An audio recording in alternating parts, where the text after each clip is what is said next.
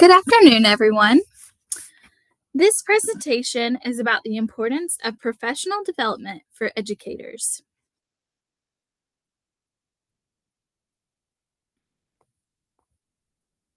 Joining a professional organization is important to any profession in the world, and teachers use professional organizations to provide many different opportunities for learning, growth, and professional connections in the education world. Educators can use professional organizations to grow in their learning and to perfect and work toward their craft. According to Yolanda Ramos, 2015, collaborating and learning is fundamental to educational innovation. Teachers always want to build on what they already know and continue to learn better and more innovative ways to incorporate different things into their lessons. Some best practices for utilizing professional organizations in education includes hands-on learning and coaching to provide training and instruction. Professional organizations can provide a knowledgeable person to talk with to evolve their teaching in the digital age.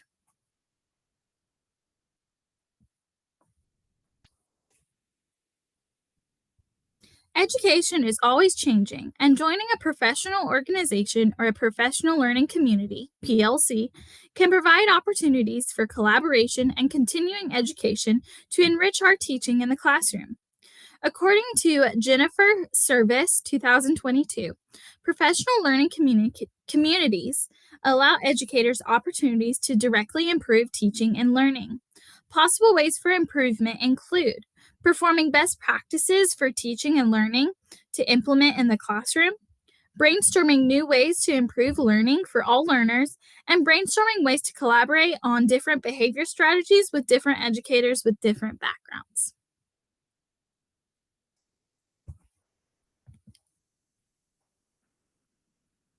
The first article I would like to discuss today is Bringing Disability into the Discussion, Examining Technology Accessibility as an Equity Concern in the Field of Instructional Technology by Natalie L. Shaheen and Sarah Loans Wadalak. This article addresses the need for equity and technology use in the classroom for students with disabilities. Equity and equality are different. On top of technology providing new and innovative ways to enrich learning, there is also an importance to making sure there is equity in technology.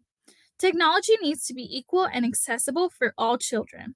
This article addresses different ways to make technology in the classroom more accessible to everyone. This issue goes back to the digital divide, where there were some schools that had computers and others who had no access to internet whatsoever. But now those issues include areas like access to maker activities, computer science instruction, and gaming based learning. Shaheen and Wadalak, 2019. There are also issues of underrepresentation of women and minorities in communities to show equity and technology occupations for future learners. Continuing with the article mentioned before, Shaheen and Wadalak, 2019, note that when people think of technology for disabled students, they think of assistive technology. However, students with disabilities may need both assistive technology and technology that is accessible to them. All students, including disabled students, need full and equal access to technology.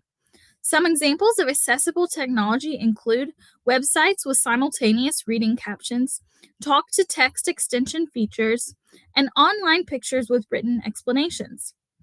Some examples of assistive technology include screen access software, alternate access to screen display, for example, Braille, and alternate keyboards.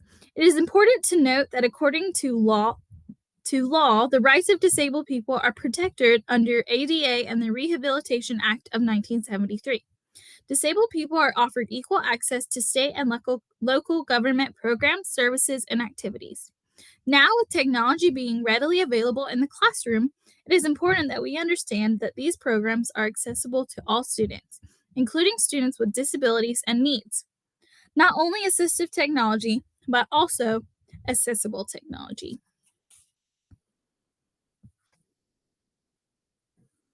The second article I would like to discuss today is called Evolution of Teachers' Technology Integration Knowledge, beliefs, and practices. How can we support beginning teachers' use of technology? By Janet Yin Chow Lau, Olgan Sedik, and Peggy Ertmer. In this journal article, you will learn about the benefits of additional education in the area of technology integration in the classroom and the ever evolving beliefs and practices of the technology use of teachers. Many teachers have hesitations or barriers in the beginning of their education career and become nervous about incorporating technology into their lessons. Some possible reasons for this include a lack of resources, time, and support to make adequate decisions in the area of technology integration. The benefits to additional education and technology integration for teachers includes being digitally able to develop knowledge of technology, having personal beliefs about technology themselves, and showing their personal attitudes towards technology in the classroom to model technology acceptance to their students. Continuing with the second article, I would like to point out that when a teacher is more confident in their ability to use technology in an inclusive and intentional way, they are more often going to use that technology to add to their lessons. When teachers are prepared and understand the technology used, students are going to get the full benefits of that technology and make gains through a different form of learning and assessing. This article specifically is studying secondary students and secondary teachers and their independence in learning at school through the use of technology. However, the confidence of teachers can benefit all classrooms. The third article I would like to discuss with you in the area of professional development is Utilizing Technology in the Mathematics Classroom by Stephanie Robinson and Karen Milligan. This article and research is used to help teachers know how to utilize technology in math instruction as a productivity tool. Robinson and Milligan, 2014. This article encourages teachers to use technology to help alter student perspectives of math, technology, and assessments to be more relevant to them and to be more relevant to real-life math skills. This article specifically explains research for adding technology to geometry and algebra classrooms to benefit students that are in those classrooms. Through the implementation of intentional technology in the math classrooms of algebra and geometry, students changed their beliefs about using technology for mathematics. Students began to understand the importance of technology and how math is incorporated into the real world. Robinson and Milligan reported that students have began to perceive the nature of mathematics as a more exploratory, interactive, and authentic experience. Robinson and Milligan, 2014. Teachers using these new methods felt that the technology had the potential to change what mathematics is used for and how mathematics is taught. Robinson and Milligan, 2014. Technology takes us new places and can even take us new places within the math classroom.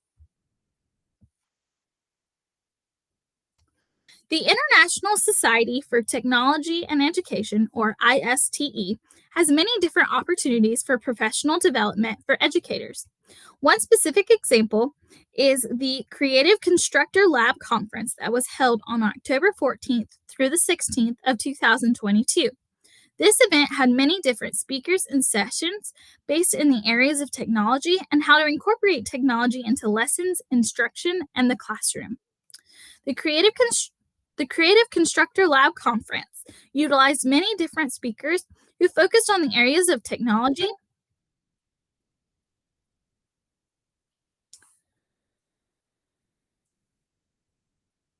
and created sessions that were beneficial to educators to take back and use in their classrooms.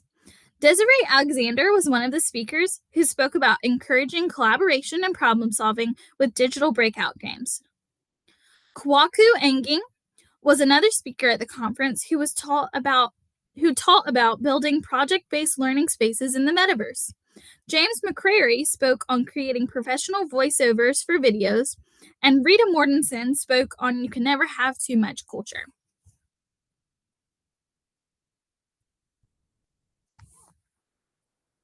Some additional speakers from the Creative Constructor Lab conference include Tim Needles, who spoke on visual storytelling with new media, Wezi Thindwa, who spoke on the wow factor, video presentations in the general education classroom, Christina Zynek, who spoke on redefining reality, creating AR in the classroom, and Wanda Terrell, who spoke on creating interactive newsletters using Google Slides.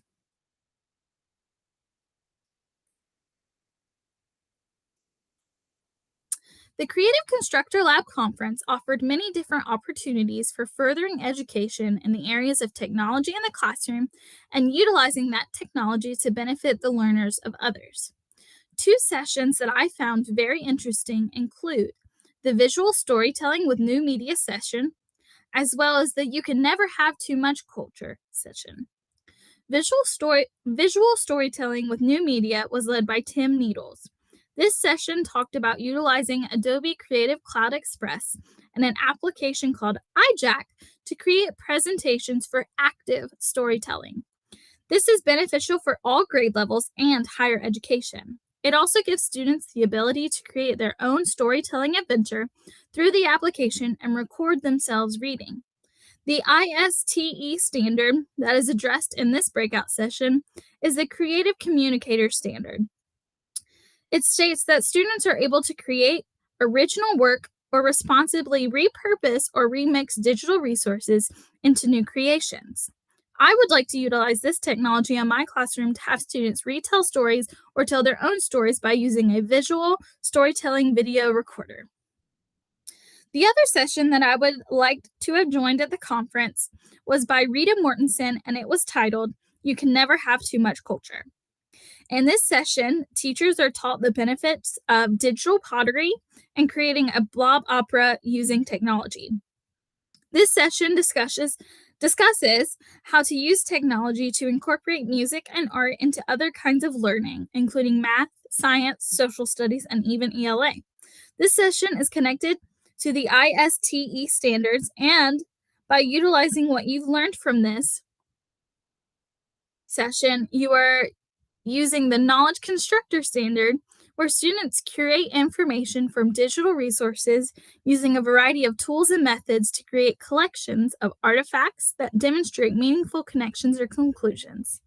Using these ideas in the classroom also focuses on two Creative Communicator Standards, where students create original works or responsibly repurpose or remix digital resources into new creations, and students publish or present content that customizes the message and medium for their intended audiences. By adding this extra layer of culture through the ideas of music and art technology and incorporating that into other lessons, students can see how different technology or different mediums can be used in the areas of learning.